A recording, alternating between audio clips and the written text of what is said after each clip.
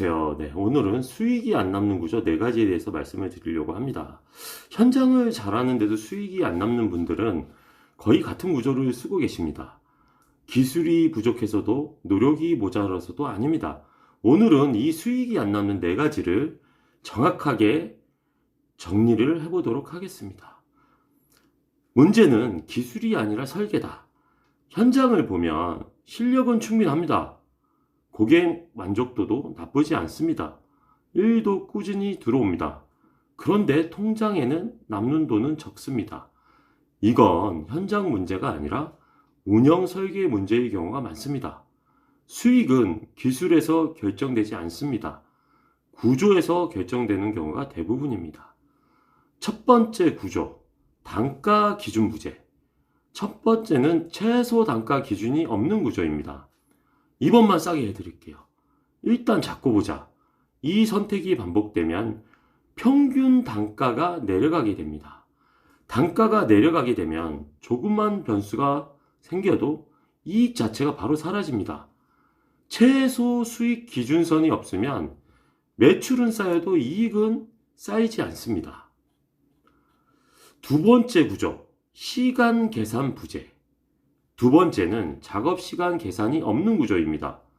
견적은 5시간짜리인데 실제는 8시간이 걸립니다.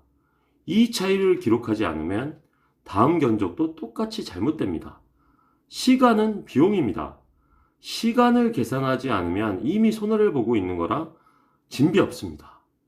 세 번째 구조, 체력 소모 방치. 세 번째는 체력 계산을 하지 않은 구조입니다. 연속이 있죠. 무리한 야간 작업, 휴식이 없는 스케줄, 체력이 떨어지면 판단 자체가 흐려집니다. 단가 협상도 약해지고 추가 요구도 거절하지 못합니다. 체력 관리 실패는 수익 하락으로 바로 이어질 수밖에 없습니다. 네 번째 구조, 대표 의존형 매출. 네 번째는 대표가 직접 띄워야만 하는 유지되는 구조입니다. 대표가 빠지면 매출이 바로 줄어드는 구조. 이건 성장 구조가 아니라 노동 구조입니다. 대표 시간이 한계에 닿으면 매출도 바로 거기서 멈춥니다. 최소 수익 기준성의 필요성. 그래서 반드시 필요한 게 최소 수익 기준선입니다. 월 고정비, 인건비, 대표 급여를 합산하고 목표 순이익을 더하면 필요 매출이 나옵니다. 이 기준 없이 운영하면 항상 열심히만 하는 이런 구조로 하게 됩니다. 구조를 바꾸는 순서. 바꾸는 순서는 단순합니다. 첫째, 최소 단가 정리. 둘째, 작업 시간 기록. 셋째, 일정 조정. 넷째, 대표 투입 시간 통제. 하나씩 정리해 나가면 구조는 바뀔 수밖에 없습니다. 이게 흔히 예를 들어 드리면 전기 청소를 예를 들어 드릴게요. 전기 청소의 숙달자와 그러니까 경력자와 초보의 시간이 같을 수 있을까요? 예를 들어서 A라는 사무실을 청소를 합니다. 전기 청소를.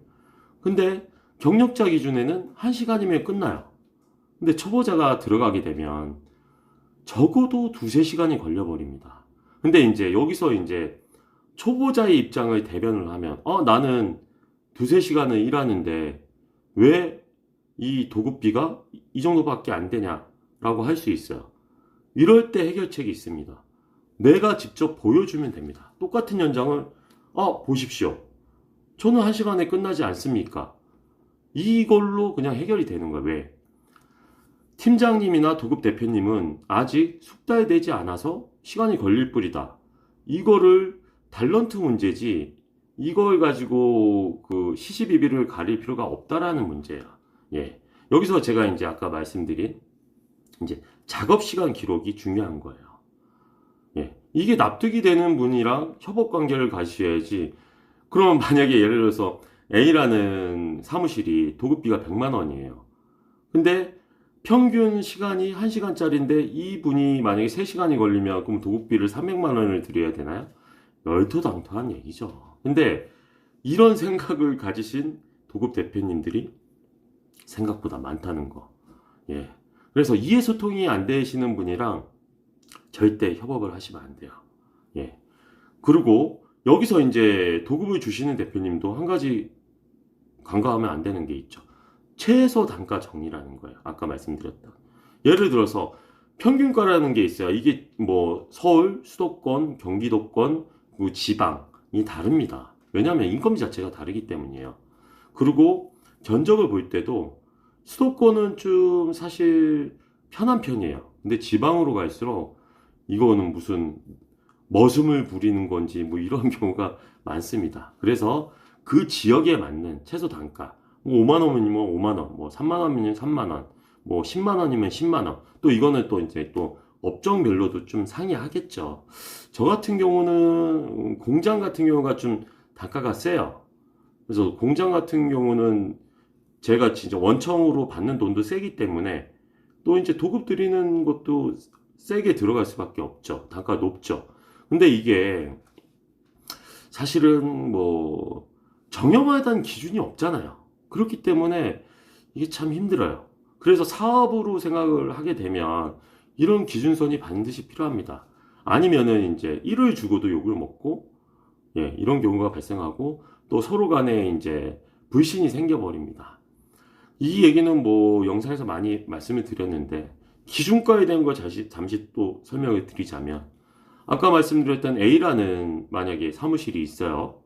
근데 이 그 계약을 따기 위한 급급한 좀 학급 업체가 이 사무실을 50만 원에 만약에 계약을 맺었어요. 그래서 자기는 다 공개한다. 8대2. 그래서 이거를 50만 원에 파열이면 얼마니까 40만 원에 도급을 줬어요. 그리고 저같이 정상적으로 하는 업체에서 여기는 100만 원에 제가 계약을 땄어요. 그래서 이거를 8대2가 아니라 60만 원에 만약에 도급을 드렸어요. 그러면 어느 게 이득인가요? 당연히 똑같은 사무실을 청소하는 60만 원이 이득이잖아요. 그래서 이게 도급을 받으실 때는 내가 시간당 계산해서 이 금액이 맞으면 받으시는 거지, 이 계약하는 사람의 능력치까지 본인이 가져가시려고 하는 거는 크나큰 착오입니다. 그렇게 오픈하는 업체일수록 오히려 이 도급을 주기 위해서 기계식으로 찍어내는 거예요. 계약을. 이런 착각은 하시면 안 됩니다. 예, 어찌됐든 정리를 해드리면 현장을 잘하는데 수익이 안 남는다면 능력 문제가 아닙니다. 단가, 시간, 체력, 대표 의정 구조 이 네 가지를 정리하지 않으면 매출은 늘어도 수익은 남지 않습니다. 사업은 더하는 사람이 아니라 기준을 계산한 사람이 버팁니다. 감사합니다.